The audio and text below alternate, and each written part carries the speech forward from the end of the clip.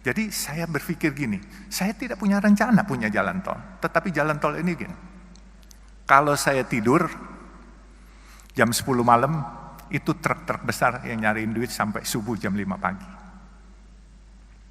Kemudian kalau saya lagi melek bangun, sedan-sedan dan kendaraan umum dari jam 5 pagi sampai jam 10 malam. Alhamdulillah, kita panjatkan puji syukur kehadirat Allah Subhanahu wa Ta'ala, kita bisa berkumpul bersama di hari yang berbahagia ini. Rektor dan teman-teman, sahabat semua yang saya nggak bisa sebutkan satu persatu, serta para wisaudawan dan keluarganya yang saya banggakan. Alhamdulillah saya mendapat kehormatan dan kesempatan yang kedua kali, Bu, untuk berbicara di forum yang sangat membanggakan ini. Saya ini saat ini bukan CEO lagi, bukan direktur utama lagi dari Citra Marga Nusapala, yaitu pengelola jalan tol. Tapi alhamdulillah, 2012 saya sebagai CEO di sana. Tetapi sekarang alhamdulillah saya sudah jadi pemilik 80% saham di Citra Marga. Itu semua bukan karena kepintaran saya, bukan karena kehebatan saya, tetapi semua gerak Allah. Saya mulai dari kecil, saya sebagai pedagang es mambo, pedagang asongan. Saya tidak pernah bermimpi, tapi saya punya mimpi selalu. Oleh sebab itu saya selalu katakan kepada teman-teman,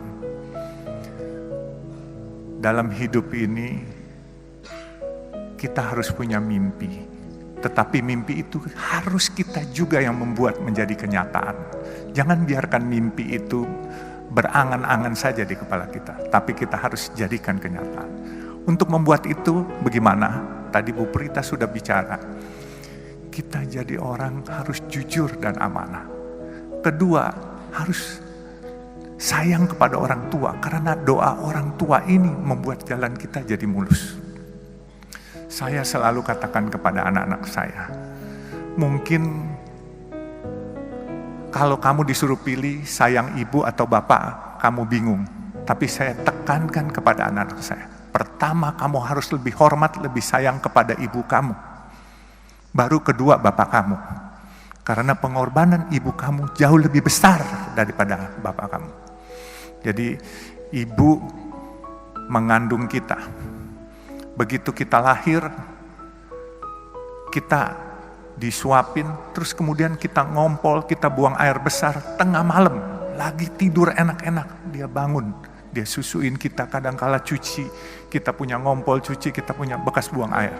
Kemudian dia didik kita, dia bawa kita ke sekolah, dia antar, diajarin kita.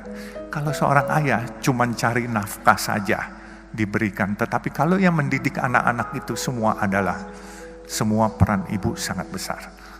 Oleh sebab itu jangan sampai kita lupa akan pengorbanan seorang ibu. Dan pengorbanan seorang ibu itu nggak bisa diukur dengan materi. Saya pun kadangkala suka sedih. Saya kalau ke makam ibu bapak saya, andai kata saya masih punya ibu bapak, pasti saya akan sayangin lebih. Tapi ya, mungkin Tuhan berencana lain. Jadi mungkin saya harus jelaskan. Kegiatan saya adalah dulu cita-cita cuman jadi tukang parkir.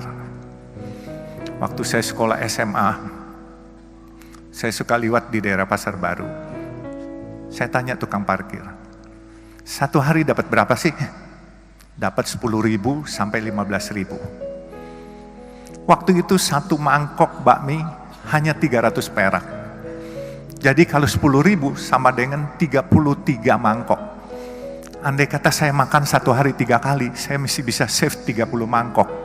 Berarti saya masih bisa jadi tukang parkir aja udah cukup. Itu cita-cita waktu SMA.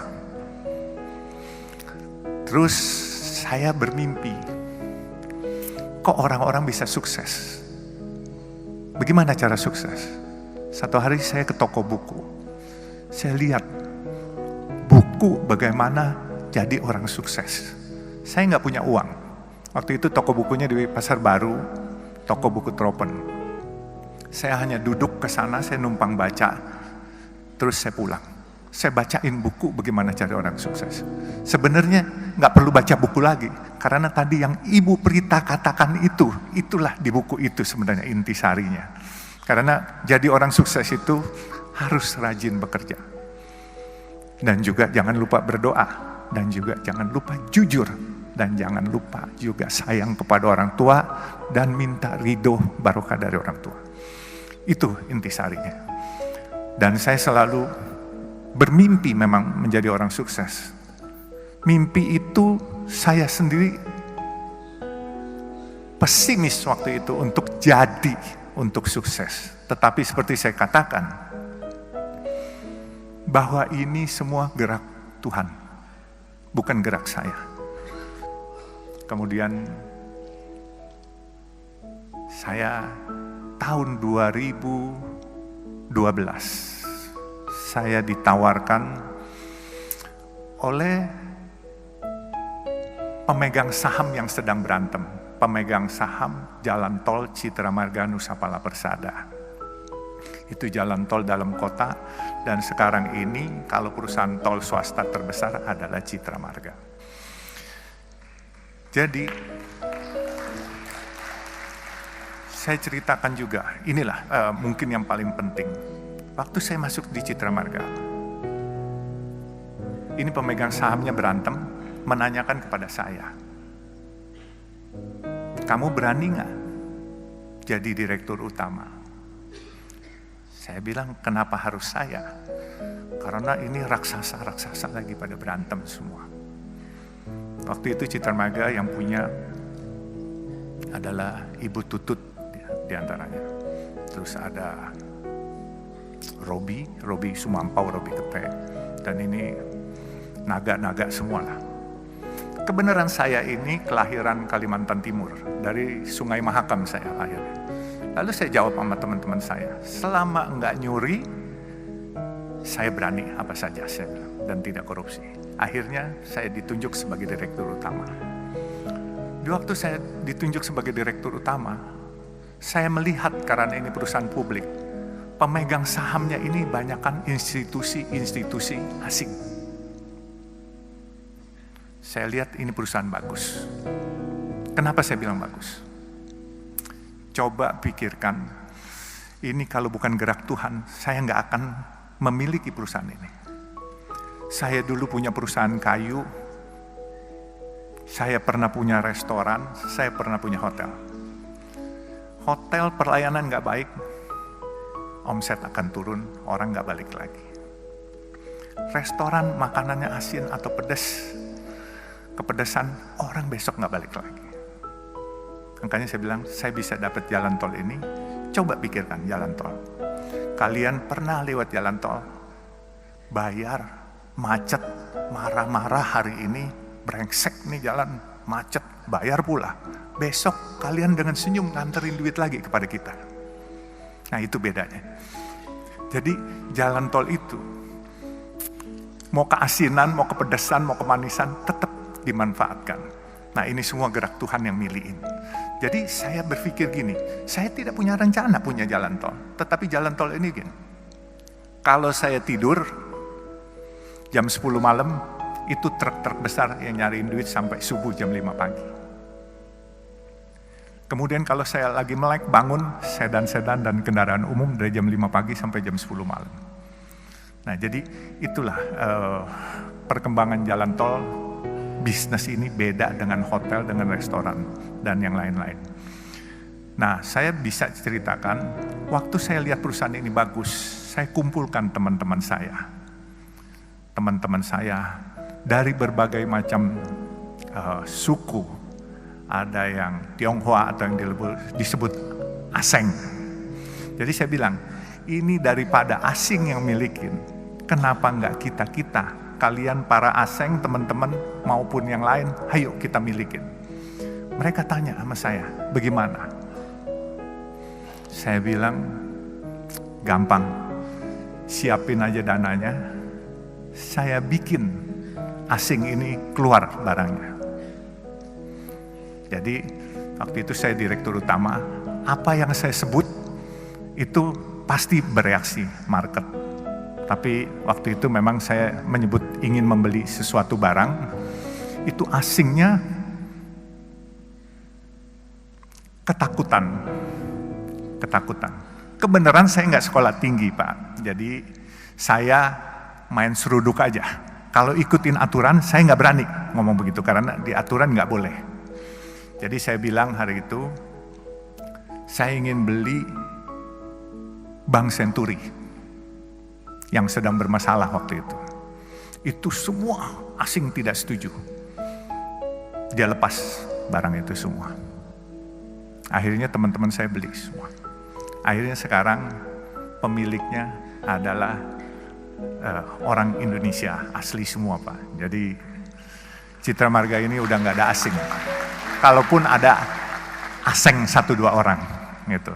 Jadi kita boleh berbangga lah, ini kita tarik kembali Citra Marga. Dan saya pikir ini sesuatu perusahaan yang besar. Dan kenapa saya bilang besar?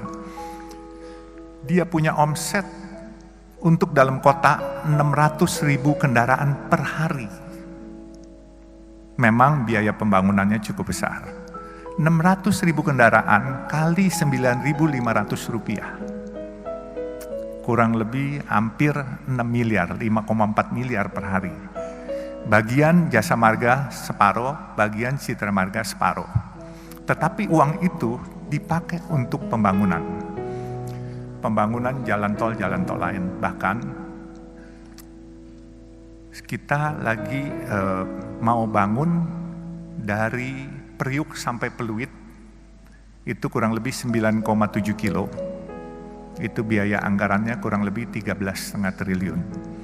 Lalu kita mau bangun, sekarang kita sudah ada Soreang Pasir Koja di Jawa Barat di Bandung.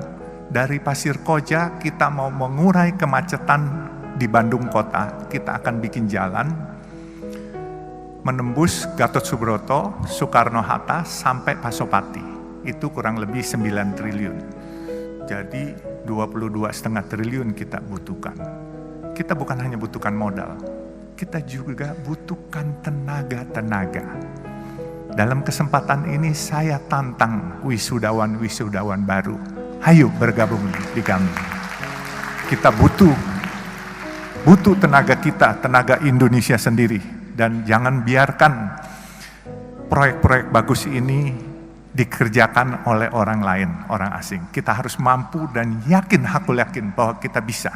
Dan tadi saya bicara dengan Pak Kemal, bahwa LSPR ini kan bukan hanya public relation aja, bukan, diajarin bisnisnya, akuntansinya, semua diajarin.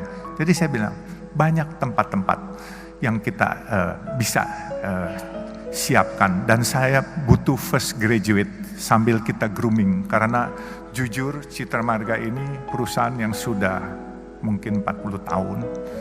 Dan staff-staff kita getting older semuanya. Jadi kita perlu grooming yang muda-muda. Makanya saya menantang teman-teman, adik-adik wisudawan, kalau yang mau bergabung kepada kami, silakan. Tapi ya memang kerjanya bukan di back office saja, tetapi kadangkala di lapangan. Tetapi percayalah, di lapangan juga cukup menarik dan cukup enak. Ya, jadi kalau nanti mau, nanti hubungi